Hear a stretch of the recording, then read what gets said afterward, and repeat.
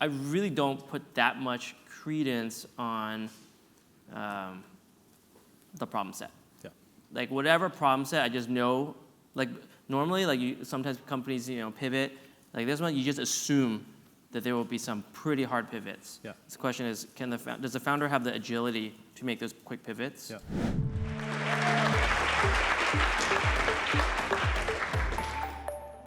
Oliver's bio, and you're going to notice this one is a little more straightforward. And then I of course, used ChatGPT to spice up the questions a little bit. So I gave him one sanitized version, and then I had ChatGPT rerun it and make it a little more interesting. So he's going to have to bear with me on that.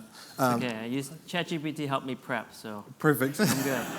I don't know why you had to prep for talking with me, but we'll get into that.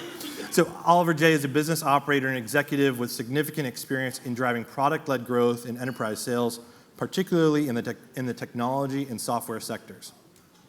As of 2025, he is a managing director, head of international expansion at OpenAI, where he leads the company's international operations and strategy. He took on this role after previously serving as the head of global revenue and business development at Asana, where he was responsible for both self-service and sales-driven revenue teams, as well as international business expansion. Before Asana, Oliver J. spent 5 years at Dropbox, where he scaled the US sales team and later became general manager for APAC and LATAM, leading market launches in Australia, Japan, Brazil, and Mexico. Quite global. Oliver is recognized as a valuable mentor within the Endeavor network, known for his insights on scaling global teams, market entry, sales strategy, and operational excellence. He's also, most importantly, he is an LP with Endeavor Catalyst Fund 4, and he's a strong ally to the Endeavor community. Oliver, have we missed anything? That's pretty good summary. All right. Good. All right. Thank you so much for being with us today. We truly appreciate it. I'm glad to be here. He just landed. He came straight from the airport. It sounds like he narrowly missed a set of pretty low-key meetings happening in the Middle East, if anybody's watching the news, but we were able to pull him away. A couple of text messages and phone calls, and he's with us instead. So you're more important. You quote that. Is that me personally? We'll talk later. Personally. First question. Oliver, you helped scale two iconic SaaS companies, Dropbox and Asana. Why trade that known playbook for the wild frontier of AI at OpenAI? What pulled you in? Thanks. Great timing for me, right? I got to see multiple 100% growth years at Dropbox, and I think I really got the bug for hyperscale and I guess what Reed would call blitz scaling. It's just for me it's intoxicating, and so that's why I want to do it again with Asana. And I thought I was done.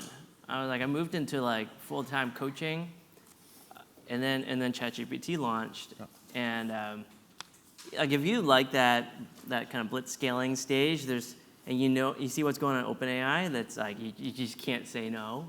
Yeah. That's what it was. You can't say no because it's it's new to me because I think Dropbox and Asana was a fairly, I wouldn't say typical, but of the previous unicorn, decacorn world, it's the 100% growth, scaling, compounding thing. OpenAI is on that 200, 250% growth, and that's a different thing. And so I couldn't say no. Awesome. All right.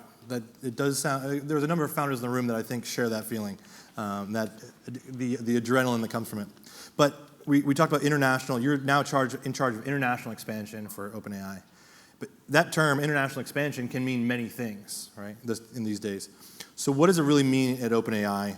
How do you pick markets? And what's the vision behind OpenAI for countries, which is a new platform that you guys have launched? Okay, we'll take one at a time. Yeah. Okay, I'll hold on. How do we think about international? Like all products and companies, I think there's multiple layers, right? You need to internationalize and localize the product, and for us, the product is not just the product; it's also the models. So it's the models, the product, right? The marketing channels. So it's really the actual technology. It's internationalizing the operations. Mm-hmm. OpenAI is a really interesting company because the research lab is mature. The research lab has been around for 10 years now. It operates like any like world-class. I don't think any, but it operates like a world-class institution. But the business is about 2 years old, right? And so there are so many like operational things that I'm sure many of the entrepreneurs here feel, right? When you go global, you have to like build the infrastructure first, and we didn't. I mean, before I joined, the company had already launched in Japan, and I think we like missed payroll by like 10 minutes.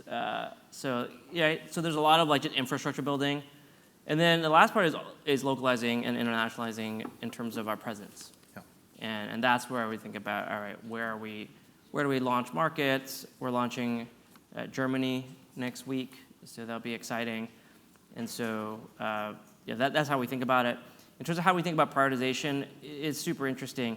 I think in most companies, you go through this like thoughtful process, market size, market readiness, internet connectivity, to like prioritize countries. You can have P1, P2, priority countries.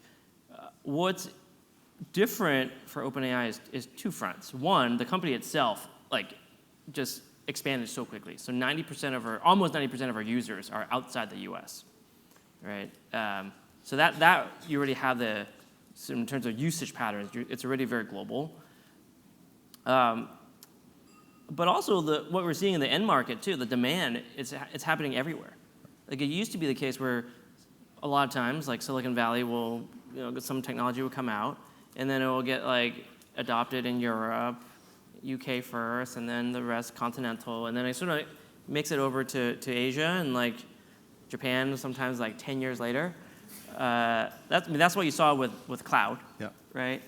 With AI, like I'm not seeing any like it's being adopted everywhere, all at once.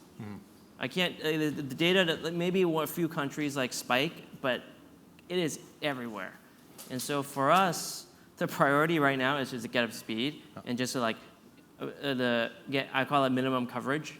We're just trying to get minimum coverage everywhere, and then we'll figure out like where to triple down. Very cool. And do you want to talk a little bit about OpenAI for countries? Sure. It's a new program we just announced last week. The genesis of this came because we actually got a lot of inbound. As you know, ChatGPT, most people don't know ChatGPT for consumers, or they may pay for the upgraded version. We have a B2B version as well. I'm sure some of you are building on our APIs. What was interesting was like we had a number of governments reach out to us and wanting to go much bigger. So it's not on the consumer level, company level, but really on the government level. And the questions that they're thinking about is, how do we help our country, like up-level our country as a whole, all at once? And so these are countries that are really thinking about how do you bake in AI tooling into the education system, right? Not just higher ed, but also like K through 12. Like how do you actually introduce that in? And then at the same time, in parallel, we had another batch of countries really start thinking about sovereignty as a major topic for them for lots of reasons. And so sovereignty, I think if you think about over the next couple of years, sovereignty for some countries, it's really important about like where is that data, right? Where does it sit, right? Who's actually what data is being trained on? Where does inference work? And so OpenAI for countries is really a program where we're like merging the two, where we're saying, hey, look, for countries that really want to go big and bring the benefits of AI to every public sector worker, every student, right, every company, what does that look like? And so it's interesting. I didn't think I'd be thinking about success. Like right now, there's an Asana project. It's called like, how do we success countries? Which I haven't really thought about before. Well, there's a bunch of people in this room who probably share the curiosity and the same drive and passion for doing the same for their own countries. So it's very cool. Yes. But it is very interesting, and it is the first time I've seen actually like countries at that national level lean in this hard. Very cool. I'm going to move us along because we don't have too much time. But Sam Altman, in an interview just a couple of days ago, he said, essentially, old people use ChatGPT like it's Google. The next generation uses it like a life coach. And in the Gen Z, the youngest generation, they're using it like a personal operating system, personal OS. I felt obviously first a little convicted by that and slightly insulted, so you can pass that along. But because I was using it as a Google previously, so I've got to catch up. But anyway, what Sounds like you need some coaching. I need some coaching. My generation does, exactly. So what does a personal operating system look like in practice, and what new companies does that behavior, what new opportunities does that behavior or that unlock? Yeah, it's quite interesting. I think what Sam said is really, it reminds me of like 2010, 2012, when the young generation didn't even log in, didn't even have a Facebook account anymore. Everyone started moving to Instagram. Yeah. It really does feel very different. I think the young generation, it's the youngest generation. It feels like almost like when you're young and you get a new toy. At least I was like, you do like everything you can with that toy. You like take it apart. You try every single button, right? I think that's the mentality. And so the young generation, they've all become self-taught prompt engineers. They're like melting down our GPUs because they'll just like try all these different ways. And so in doing so, they're just like fascinated. But they have the patience and in some cases the time, right, to dig in and really understand how a model works. And so yeah, their relationship with ChatGPT is very different than like probably those of us in this room. It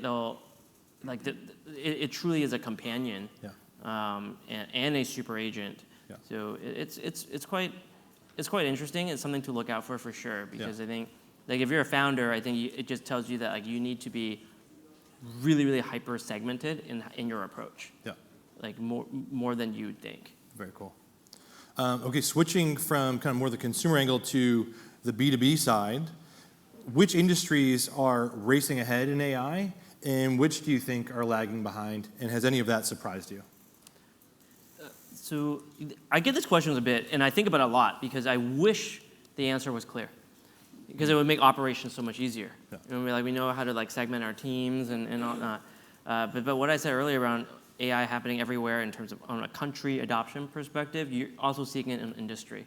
Yeah. So for sure, by far, the most advanced users are technology companies. So startups and I would say like internet companies. Not surprising, sure. Right? They're adopting the most. But outside of that, it's really hard to find any patterns. Interesting. Of course, any companies that have a lot of engineers, so financial services is a good way to look into it. It's a good example. Like they're moving really quickly. But in some cases, I would say some industries move too early, too quick. So I've spoken with a lot of banks that, of course, they have a big engineering arm. They went super big a year and a half ago, like maybe like, I don't know, 6 months after ChatGPT launched, maybe right after GPT 3.5 came out. And they tried like all these things. They built all these POCs. And like the models just weren't good enough back then. But what has happened is like those companies have slowed down, right? Because they're like, oh, this doesn't work. They're in like POC hell. They've gotten like 100 POCs. They're like, and like they have all these like sunk costs. Yeah. A lot of companies built their own internal ChatGPT, because they're like, oh, this ChatGPT has external data. We have our own internal data. It's so valuable. Like we're gonna build our own GPT. And now they're like, well, what do we do? Because they've built their own on our APIs, and ChatGPT is like, you can see where ChatGPT is going. ChatGPT is going to be like a super agent. It's like your like close companion for any kind of work, and it's your home for your agents. There's deep research agent in there, operator. You're going to see a lot more in there, right? Coding agents in there. Yeah. And so like these companies now have to think about, well, what do I build? Do I need to like continue to iterate and build my version of agents to work in my own GPT? Yeah. And so what's happened is like then, like every quarter, well, you think of it this way, like last year you have the more advanced companies move in, they're in POC like hell. And this year, all the companies that like are now just being like, okay, it's time to get into the game, they almost have a leg up because they don't have all that sunk cost. Yeah. All right. So it's a very unsatisfactory answer, I know, but it's important to know like it is everywhere. Okay.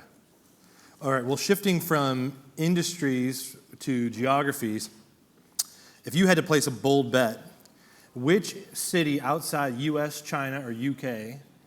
in 5 years' time is going to be a hub for AI?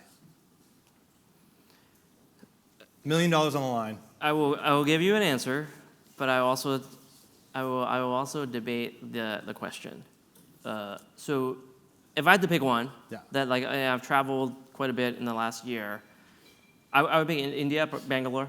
Okay. I think there's your stat already said it. Like talent is there, right, and dense and abundant, and the population is young. But it's just like when you go to India now, it is like AI is, it's like in the water. Yeah. Everyone is talking about it, using it. I think we launched Image Gen earlier, a month ago, and our number of users in India like basically doubled overnight, pretty much. Wow. Active users, and so like it is there, and so you can feel this. There's this like energy of like what's possible, and this is kind of like India's decade. And so if I had to pick one, all right, $1 million. But I'm gonna take the $1 million back because I actually think that like what AI it will be able to do very soon. Yeah. And this is why I'm like that's why I'm a big believer in Endeavor. That's why I'm an investor. That's why I'm an investor in the future as well. It's because I really think in the past, what's been hard about scaling companies outside of Silicon Valley has always been talent, especially technical talent. Yeah. And how do you scale? Right? You can get your first 5, 10, maybe 20 engineers, and then you sort of tap out. Oh. And even if you can find good engineers, like you have in India, it's very hard to find that managers and leaders who have seen scale before and can help you manage and like do all the soft things that are actually really important as companies get bigger. My hypothesis is that, like, and you'll see this very soon, maybe tomorrow, like coding is democratized in a way that people may still not understand. But I think what it really means is you can truly, like, technical talent should no longer be a barrier for scale. And so I think this means that, like, amazing companies can be built from anywhere and scaled from anywhere. Yep. So I think there will be many AI hubs, and that's super exciting. Yeah. Yeah. Like I remember I was on the board of Grab for many years. Grab is a kind of super app in Southeast Asia. I remember one of the early board meetings, they were still competing with Uber. They had 30 engineers. And I talked to Anthony and Ling, and I was like, guys, like you have 30 total engineers, all in Singapore. Uber has over 100 data scientists focused on Asia alone. Yeah. Like, and I told them, like, unless you have a plan to go from 30 to 300 in the next 9 months in terms of development capacity, you should just sell to Uber now. Mm-hmm. That's the conversation I had with them. And so what do they open a gigantic, like, Bangalore tech office. I don't think I would have that conversation with them today. Yeah, interesting. Right? I don't think that, first of all, I don't think they need thousands of engineers anymore. Yeah. And they could probably build Grab from Singapore. Yeah. Real soon. So I'm really optimistic that like the AI hubs will be much more dispersed. Yeah. And it really actually kind of will come down to like the genius of the founders. Yeah. Awesome. And Ling just joined the global board of Endeavor, which is super exciting, so we're grateful to have her with us. But staying on this geographic thread a little bit, what's one make or break regulatory decision that governments in emerging markets especially must get right if they want to stay relevant in the age of AI? Yeah, so for developing markets, I think generally are markets where you have a higher disparity in terms of income and access. And I do think AI is one of those things where it could make inequality better or worse. Mm-hmm. So for me, when I think about developing markets, I think this is really important to get this right, more so than developed markets. Yeah. And let's really think about, hey, how can you use AI to truly use it as a way to uplift an entire economy in a much faster way? Mm-hmm. Think about a world. We're not that far away from like the what used to be a romantic idea of a personalized tutor. Yeah. Right? Education will be democratized if it's adopted well. Yeah. And if you believe in the power of education, like that would be one channel where I think developing markets can really get right and be on the right side of AI. Yeah. So that's the thing that comes to mind. Yeah. Which is why OpenAI for Countries is a program that we're launching. Education is going to be a big foundation, mm-hmm. because I think a lot of the countries that are reaching out are countries that are thinking progressively, and for them it's like not about like world domination, you know. I mean some, but many of them it's like, hey, this is a way, like if we can get a personalized tutor to everyone in my country, that changes the path of how our country will develop. Yeah. That is the big driver. Yeah. Again, I think there's going to be a bunch of people in this room that want to talk to you about that afterwards, or will be curious. Maybe we can just ask ChatGPT about it. But to change topics a little bit, personally, you've seen hundreds of AI startups, I imagine, right? When you're not extremely busy with your day job, or even before this. But what separates the ones, and I'm sure that you've even ended up investing in some of them, but what separates the ones that make you lean forward and really believe in them, and the ones that really make you say, damn, this is the future, they're onto something? What are some of those companies, if you can mention them, or what sets them apart? So I used to be in venture. That's when I first met Alan. I think 20 years ago. I was at NEA. And did he have hair back then? Yes. I was gonna say not much. And what goes not much? I don't think the principles are that different. Yeah. I apply the principles differently, right? Which is like at the end of the day, it comes down to the founder. At the end of the day, it comes down to the space that they're targeting, right?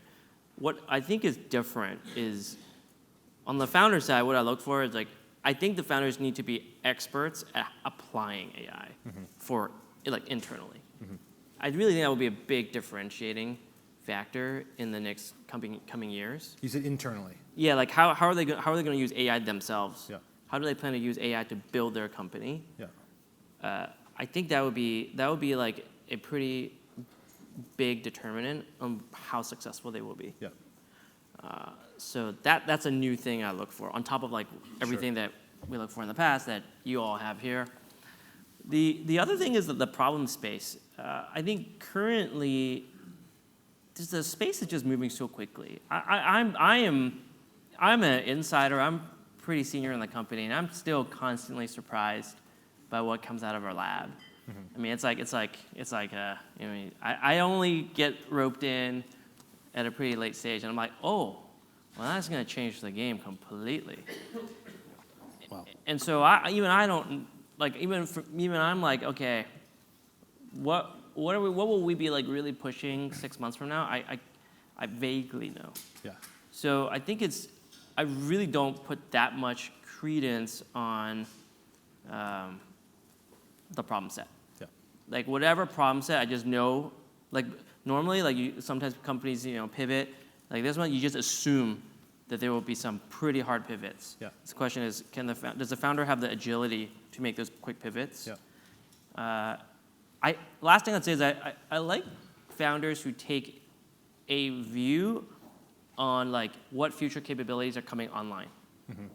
So for example, if you're like building a solution last summer, if you built it and then the reasoning capabilities come out and that makes your product way better, you have an edge. And I do think like having that edge is like time to market is very important in AI. And so I'd say like right now, I would love to hear from entrepreneurs like, hey, I expect that when they talk to me, you will be having XYZ capabilities sometime in the next 6 months. And therefore, I'm trying to meet you there by building this now. Yeah. This person might be wrong. Okay, fine, then pivot. You're going to pivot anyways. Yeah. Right? But at least they will have a little breathing room if indeed what they think is coming is true. Yeah, very cool. Related, there's a lot of talk these days about moats and the fact that moats are hard when everyone's using the same models. What's your advice to founders who are trying to build durable edge, durable advantage in a world when the tech in things like coding are becoming commoditized? If you talk to our researchers and the companies, like what the scarcest thing right now is data that you can use for evals. And so I think if your product has some kind of loop where you are, in the past people have this like glorious idea of like, oh, you just like collect more data, the more data the better. Like I think hopefully by now it's clear that like more data does not necessarily better, it's like what kind of data. Mm-hmm. And I think if your product is in the process of people using it, and you're actually having some data loop that where the data is valuable, right? I think that is a moat, and I think the most valuable data right now are like so that data pairs, where and you can think about it, medical diagnosis, chip design, right? All these things that like there's not a lot of public data. That's where I think you can really develop a moat. Okay. Take note. Hopefully people have their pens out, taking that down. But I want to switch gears a little bit to the human side. So I listened to an interview with you from a few months ago, and I noticed you talking. This is just a general question about kind of how you acquire, bringing on talent, your interview style, how you connect and evaluate people. And one of the things that you talked about was the fact that it's not so much the way, what the person says, but kind of what it reveals about them as a person. I think you were talking about kind of developing talent or the times when you aren't able to develop an employee. And you said you took a very human-centered approach to the whole thing. And so it made me curious to understand, how has AI affected the way that you lead today and the way that you're interacting with your staff and with others? Because it's making us more efficient. Maybe in theory, it's giving us more time. But I'm wondering, do you find that it's also changed you in a way that's more personal? Yeah, thanks for that. I think you're going to get different answers from different people. I'm like a very, very like human-centric kind of leader. Yeah. And so what AI has helped me do is like lean into that strength even more. Yeah. Because that's where I deploy all my productivity gains. And I was way more productive in this job than any other job before. Yeah. But it gives me more time. Yeah.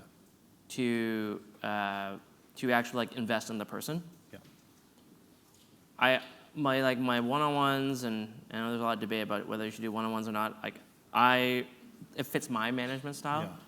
I feel like are much more rich, because like a lot of the tactical stuff, the employee already like probably used deep research, probably like already figured things out, and they're coming with options, and I'm like, oh, that presentation looks like ChatGPT really helped you, and that's a good thing. That's a great thing, right? Yeah. That's a great thing, and so like we can focus a lot more on things like leadership skills. Yeah. Like how many people actually, like if you look at a leader, it's like I think at scale, one of the biggest, most important jobs of a leader is to groom other leaders and teach them leadership skills.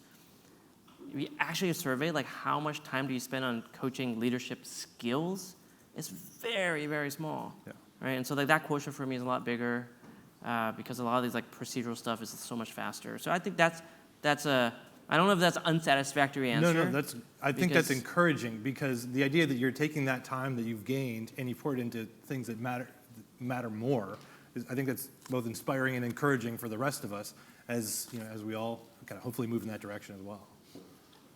Thank you. So, all right, final question. We're running out of time here, but looking to the future, fast forward 5 years. What's one use of AI that will feel obvious 5 years from now, but today sounds like science fiction? I am extremely excited about voice native applications. I think it's kind of crazy that we've forced the entire world to basically use this like ASCII keyboard, right? Like that's not how majority of the world works. Yeah. Plus, it's a weird looking keyboard. It's QWERTY keyboard. It's like, what is this thing? Yeah. Right? If you look at how majority of people use WeChat in China, they're just like, it's like a walkie-talkie. Yeah. Same thing with WhatsApp in India and South America. And so I think voice as like kind of like an operating system, or like, right? Like right now people think about voice as like a feature. Yeah. But I think we're gonna be using lots of apps that are like voice enabled that are as capable, as rich as like our actual apps that we use today. And they're gonna be voice first. Yeah. And that will likely come from outside the US. Yeah. Because those are where the economies are, where this is what you do every day. So I'm very excited. I think there will be an entire ecosystem of voice native applications. Very cool. Well, we've got one of those in our portfolio with 11 Labs. But I just want to say thank you so much for being with us today. If everybody could join me in thanking Oliver, OJ for being with us.